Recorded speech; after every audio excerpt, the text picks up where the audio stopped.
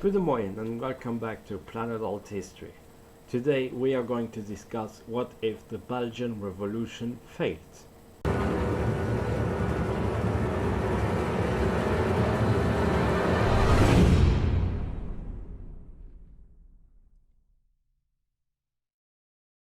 The Belgian Revolution was the conflict which led to the secession of the southern provinces from the United Kingdom of the Netherlands and the establishment of an independent kingdom of Belgium. The Flemings and the Walloons were traditionally Roman Catholic, as opposed to the Protestant Dutch in the north. Many outspoken liberals regarded King William I as despotic. There were high levels of unemployment and industrial unrest among the working classes. On August the 25th, 1830, riots erupted in Brussels and shops were looted. Uprisings followed everywhere in the country. Factories were occupied and machinery destroyed. Order was restored briefly after William I sent troops to the southern provinces, but rioting continued and leadership was taken up by the radicals, who started talking of secession. Later on, the same group that opposed the Dutch agreed on creating a kingdom, as it seemed that only a kingdom would be accepted by powers such as France, the UK and Prussia, and only after independence was declared and Leopold I became king, after long discussions and reluctance on his part, the Dutch became more active. They tried to reconquer Belgium, but the French forces intervened and forced them out. So, which point of divergence will we take? Well, first of all, let's say that William I, he would not impose Dutch as administrative language in Flanders, only until much later he would do that, because the upper class was mainly French speaking. He would anyways not really care what the poorer people wanted because, well, they had no influence, as opposed to the French-speaking upper class. But William I would slowly try to make Dutch more dominant even in all of Belgium, where upper-class people would be rewarded or get better positions within the United Kingdom of the Netherlands if they spoke Dutch. In order to protect the farmers of the south, so we talk about Belgium, OTL, he would agree to create some tariffs.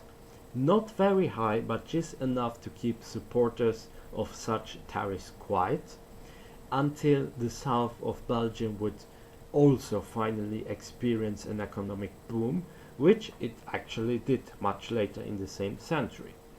Moreover, the radicals that talked and proposed the secession would never come up with the idea to create a kingdom, and thus international support would be non-existent, because only a kingdom would be accepted and not a republic as independent country.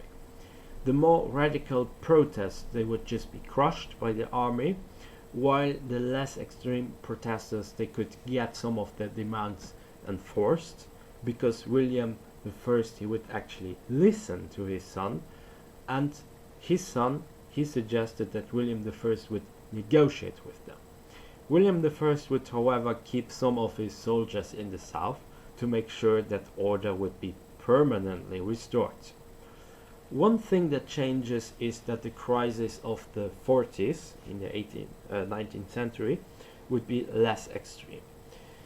Due to the fact that the Belgian factions parties, they would be vastly different, they would be non-existent maybe, there would not really be the same political debate as in OTL, and another fact is, well, Belgium in there is now part of the Netherlands.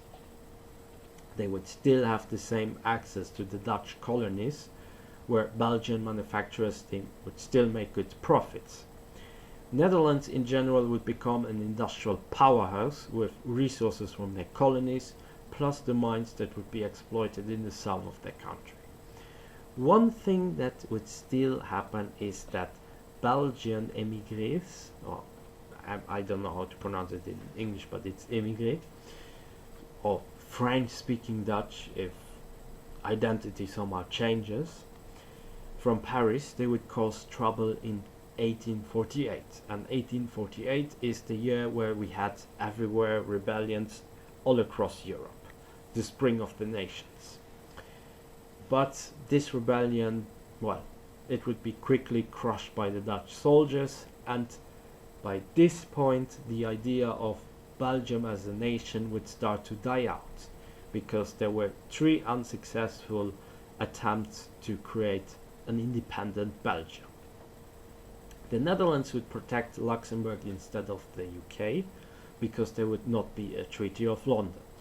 Everyone would still respect the dominance over Luxembourg, and only the problem that would occur would be that in the Netherlands a woman would succeed to the throne, and Luxembourg had very different laws in their dynasty. They had the so-called Salic laws, I think, and thus Luxembourg would still get their own Grand Duke Adolf, but they would also still keep the Province de Luxembourg, which later on in OTL went to Belgium. The Netherlands would start to become a rival of the UK due to their colonial ambitions and also industrial ambitions, which they would seek to defend. They were against France, as the French would support radical Walloons, who would feel increasingly alienated in Wallonia, and movements to split off and become French, rattachement, would become as strong, if not even stronger, as similar movements in Austria that would wish to become German or make an Anschluss. Another important aspect is that Belgium as idea died already out by this point, and that the division between Catholicism and Protestantism would diminish, while the difference in languages would grow. However, French would never become an administrative language on a national level. It would only have the status of the regional language of Wallonia. Congo becomes part of the Netherlands. There would not be a Congo Free State, but the native population, well, they would still be treated as in most colonies in Africa, so yeah. This would, however, boost the Dutch strength, also the Dutch economy, and also the Dutch language as an important language in Africa. World War I would be different. I predict that the United Kingdom of the Netherlands would ally with the German Empire, and both empires combined would have a large navy that could defeat the British Navy, but Germany would agree to not annex Luxembourg, respecting that it is part of the Dutch sphere of influence, and the Dutch, they would allow the Germans to march through the Netherlands. Thus France is defeated much faster. UK is not involved because there is no Belgium, and the Eastern Front finishes about the same time as in OTL. Lenin would not be sent to Russia, thus no Bolshevik revolution, and we would only see weak Russian groups fighting each other. The UK would be pressured soon after by German-Dutch efforts into a war and be defeated by both powers, and also including the Ottomans, Austria-Hungary, and so on. Ireland declares independence, and the colonies, they would be redistributed.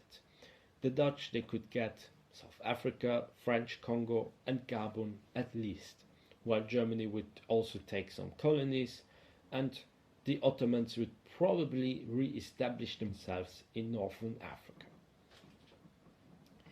At this point we are in a Kaiserreich-like scenario, and the French, the British, as well as the Russians, they could seek revenge. And if the Germans mismanage Eastern Europe, well, Poland could also join the anti-German camp and become a strong French ally. The Dutch would be the first to experience the start of World War II through rebellions in Wallonia, and the French, who would intervene to create a France for every Frenchman. Alsace-Lothringen would be the next targeted region, while the UK would be busy taking back Ireland. The Germans at this point might be efficient, but I imagine them being very tired of wars, rebellions, oppressions in their colonial parts, and the army would also be very overextended, and the Dutch, they would experience the same overextension, if not even more extreme.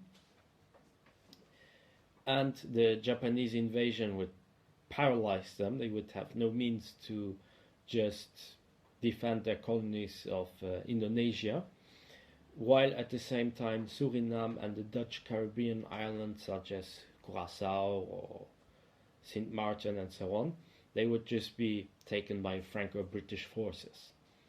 And Germany, well, Germany would have to fight from all sides, and this would mean the end of the Second World War, which would be shorter. Most ex-French and ex-British colonies would go back to them. France would retake Alsace-Lothringen and annex Wallonia, and the province of Luxembourg as well from Luxembourg. Japan would form their own bloc in Asia, while Poland and Russia, well, they would be at odds with each other. What could happen next? Probably the Dutch and the Germans, they would somehow try to recover, but also seek other alliances, and I think that one ally that would be interesting for them would be Russia, while also at the same time maybe the US could be a very interesting ally, who would be at odds with France and the Brits, of course.